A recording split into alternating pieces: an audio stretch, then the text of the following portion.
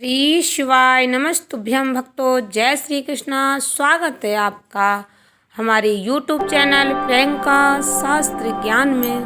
भक्तों, आज के वीडियो में आप सुनेंगे सभी पापों का नाश करने वाली पापा कुंसा एकादशी व्रत कथा। ध्यान से प्रसन्न चित्त होकर श्रवण करें। पापा कुंसा एकादशी व्रत कथा। बोलो लक्ष्मी नारायण भगवान की जय। धर्मराज युधिष्ठिर कहने लगे, हे भगवान, आश्विन शुक्ल एकादशी का क्या नाम है? आप कृपा करके इसकी विधि और फल कहिए। भगवान श्री कृष्ण कहने लगे, हे धर्मराज युधिष्ठिर, समस्त पापों का नाश करने वाली इस एकादशी का नाम पापा कुंसा एकादशी है। हे राजन, इस दिन मनुष्य को विधि पूर्वक भगवान पद्म नाम की पूजा करनी चाहिए। यह एकादशी मनुष्य को मन वांछित फल देकर स्वर्ग को प्राप्त कराती है। मनुष्य को बहुत दिनों तक कठोर तपस्या से जो फल प्राप्त होता है, वह फल भगवान गरुड़ ध्वज को नमस्कार करने से प्राप्त हो जाता है। जो मनुष्य अज्ञानवश अनेक पाप करते हैं परंतु हरि को नमस्कार करते हैं, वे नरक में नहीं जाते। विष्णु जी के नाम के कीर्तन मात्र से संसार के सभी तीर्थों के पुण्य का फल प्राप्त हो जाता है। जो मनुष्य शारंग धनुषधारी भगवान विष्णु जी की शरण में जाते हैं, उन्हें कभी भी यम यातना भोगनी नहीं पड़ती।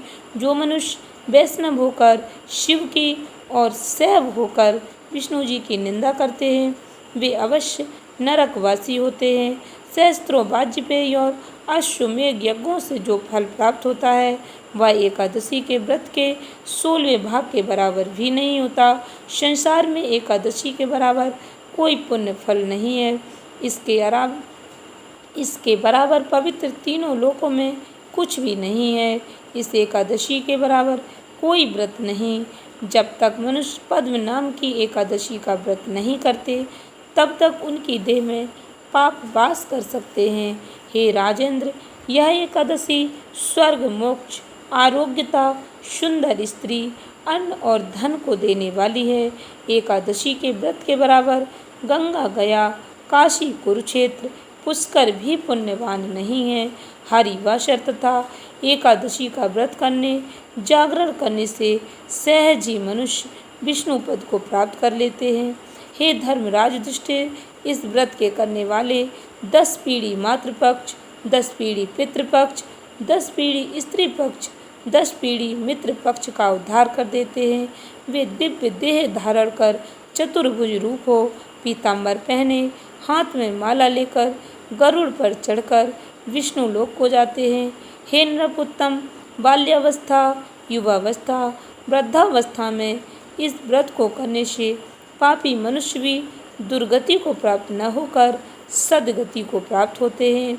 अश्विन मास के शुक्ल पक्ष की इस पापा कुंसा एकादशी का व्रत जो मनुष्य करते हैं, वे अंत समय में हरि लोक को प्राप्त होते हैं तथा समस्त पापों से मुक्त हो जाते हैं। सोना, तिल, भूमि, गौ, अन्न, जल, छत्री, जूती दान करने से मनुष्य यमराज को नहीं देखता। जो मनुष्य किसी प्रकार के पुण्य कर्म किए बिना जीवन के दिन व्यतीत करता है, वह लोहार की भट्टी की तरह सांस लेता हुआ निर्जीव के समान ही है। निर्धन मनुष्यों को अपनी शक्ति के अनुसार दान करना चाहिए। धन वालों को सरोवर, बाग, मकान आदि बनवाकर दान करना चाहिए। ऐसे मनुष्यों को यम का द्वार नहीं देखना पड़ता। संसार में दीर्घायु होकर धनाढ़, कुलीन और रोग रहित रहते हैं। भगवान श्री कृष्ण ने कहा, हे राजन, जो आपने मुझसे पूछा वह सब मैंने आपको बतलाया। अब आपकी और क्या सुनने की इच्छा है? इति शुभम। भक्तों, एकादशी व्रत में दान करने का बहुत ही विशेष महत्व बताया गया है। आपको अपनी क्षमता अनुसार दान अवश्य करना चाहिए।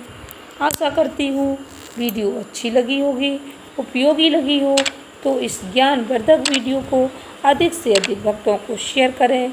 इससे हमारी जानकारी अधिक से अधिक भक्तों तक पहुँच सके। धन्यवाद भक्तों। श्री शिवाय नमस्तुभ्यं।